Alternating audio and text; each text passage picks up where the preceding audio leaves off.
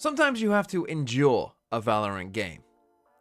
Because sometimes there are some mistakes in Valorant games. And today I'm going to show you two mistakes, very similar mistakes that happened in pro games so that you hopefully don't make this mistake. But just before we do that, first I'm going to tell you why you should join the Gosu Academy, which you can do for free for 30 days using the link in the description or the pinned comment. And I was thinking about different reasons why you might want to join the Academy. And amongst all the usual stuff, I was actually just thinking about this, right? That you can get a 30-day trial for free and get access to this kind of stuff where there's just like 50 plus hours of video content there. You've just got a bunch of high-level Valorant content that you can just go and watch. And just learn about the game from people like Neil Zenio, right? The coach of Team Heretics. Why not do that for free? And on top of that, of course, you'll get all of these benefits and you'll get things like the daily 10-mans that you might want to take part of. You'll get to learn from some pretty good coaches here as well, some of who you may have heard of. And it's just a great way of potentially getting better at the game. And remember, this is all for free for 30 days. So you might as well just do it. It's a free 30 days of just having access to a bunch of content that you might be pretty interested in if you're watching this channel, and having a chance to play 10-mans and learn from coaches as well. But with that said, now let's dive into those mistakes that I was talking about earlier. And I'm just going to start off by showing you 2 rounds of Valorant from 2 different games, and I want to see if you can spot what is the common mistake. So much. Team Liquid are so close. Yep. Kika's ult, to Patty take. Kika. Oh, that's 2! Camo! Explosive start. Absolutely annihilates 2 of the opposition. Yappy's gone down. Levin's gone down, but you're right. Sociable still standing is huge. Who does he prioritize here? We do have a lot on the line, and Yampy can still be calling from where he was, but what do you go for now? Look who's ready and waiting in case they go for that res. The incinerator ready in hand, but still now it's going to drift away. Calm and composed. He's not even going to use it. You are divided. Sociable is aware. Cosmic is going to go down. And so is the spike, apparently. Spike's going into Spike place. Planted. 3v4. Falls up. Get broken slightly here. And now do they go for the res at this point? Sociable is still questioning, like, at some point, can I rest? Kiko, can you use your ult? Perfect. The timing goes back in a little bit out of sorts on that one. A little late trying to hold towards the smoke push here, but Sociable's still alive. It's still going to be a threat. Still going to be dangerous, but he's got to do so much. Team Liquid. Wait. He needs these players in Art to take a lot of that pressure off of him. They need to draw. DG's in, but I don't think he's falling for it. The Haunt didn't tag him. They don't know he's there. I don't think he's falling for it at all. Bang is patient with it. There's the op, there's the shot, and there's the kill. And now they know where he is, but they still have to flush him out. You cannot leave him here. Look at the way he's playing this. Is he ready for Zelsis? I don't think he is. Zelsis, you cannot miss this one.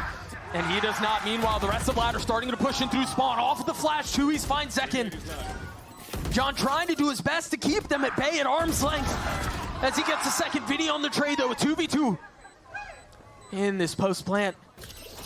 John, again, the architect of these rounds, but it's Zelsis who puts the finishing touches on it all. So what was the common mistake? Well, I said they didn't use their ults. And if we first come to the BBL one, I know that some of you will be saying, oh, but, you know, why would he use the res here after these guys die? Because as we see, Kiko is just holding the Brim ult and is essentially waiting for it, right? So Sociable, you'll see, you know, yeah, he is going to come in back into Shower. He realizes that Shower is clear later on in the round, you know, and he goes and picks up the spike. But right here, hey, DMV, you can't res this because Kiko's just going to, you know, ult this straight away, right? He's just going to ult this and you're not going to get the res. He's just going to die, right? But the thing is, that is value. Right? You're just trading an ult for an ult. Okay, but that is some value, right? The fact that you're now denying them a Brim ult, right? And you don't know, maybe that Brim ult will win them a round, right? Maybe it'll kill someone else or stop a plant and mean that you actually lose the round, right? So by going for a res there, you would actually find value. And the thing is as well, what also matters here is that it's round 23, right? The score's 11-11. There's only 2 rounds left. Right, before we go to OT or the game ends, you know that for an absolute fact. There can only be 2 rounds left, and that matters in this equation, right? Because eventually they are going to lose this round here, BBL, as we see, you know, they end up losing this round. But then, if we come to the next round, right, so now it's round 24, the thing is, guess what happens? You've still got the res online, right? You didn't use it, but they've still got their Brim ult online as well, because they didn't use that. So you're still in the same position that you were before, but now there's only 1 round to use it. And guess what ends up happening? Smoke gonna come down. This is all a fake. These 2 players do not want to end towards the site. Do they draw the extra player over? They have 3 on the site now. Camo ain't 2, buying pretty anything. doable. But you're right. Camo's been here this whole round. They've heard the TP. How long does he stick around here? 30 seconds He's gonna eat the monitor. Oh, that's lovely. Takes away the res as well. This could be heartbreaking. The final hurdle. A 5v3. Yampy, Levin back, still standing. Yampy still here. It's all on his shoulders now with the... Yeah, so we end up dying there in this last round, and we die with the res in hand, right? And this is particularly true of Sage, right? Because this is the thing about a res. You never know with this res, you never know when there'll be a good time to use it or not, right? Because it has to play out in a very specific way to find good value from a res that, one, you have to not die first, right? Which happens here, and you don't know if that's going to happen in this last round, right? You can never tell if you're going to be the first to die because you just don't know, right? And then they get off their Brim ult now for free, and it, helps delay, it helps stop them coming out, it allows, Kiko to get across here and rotate, and they end up losing. And so when it comes to those kind of final rounds, we need to perhaps be thinking about using an ult like a res whenever we can to get any value from it whatsoever.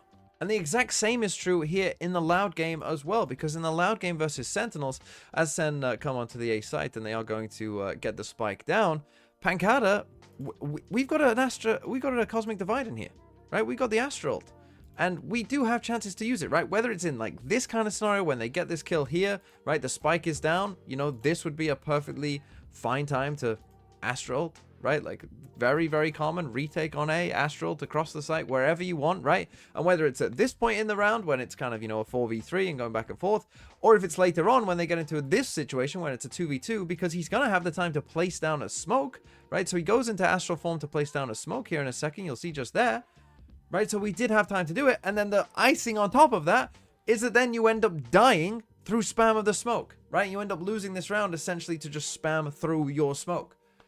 And we had the Astral. And again, if we do the same thing and come to the very next round, one thing that continually annoyed me about Loud in this game against Sentinels on Pearl is if we come to the next round here, so now we're, midway through round 24, so it's the same situation. It's round 23. You don't have that many rounds to use your ult. You don't know what's going to happen. So if you get any good chance to use it, just use it, right? Just use it, because you don't know if you'll get another chance to use it at that point, right? And so Pancada, again, he's ended up here completely isolated on B alone. I mean, this annoyed me all day, to be honest. Isolated against Tejo, right? So the rockets are going to come in here. He's going to get, destroyed, essentially. He's putting himself in a situation where he can't escape, and he's going to die, right? So he gets Vice ulted here. He has no route to escape. He's just going to die. And again, we're not going to use an Astral. And now, look, we have no smokes for a retake on B on Pearl. Well, good luck, right? Good luck. And so again, when you're in this kind of situation, right? And again, it does matter what round it is, because if this is earlier on in the game, if this is a couple rounds earlier, you could argue, well, I probably will find a better spot than some of these spots to use my ult, right? So that's fair enough. But once we start getting to like round 22, round 23, obviously round 24, it gets to the point where it's just like, well, just use it,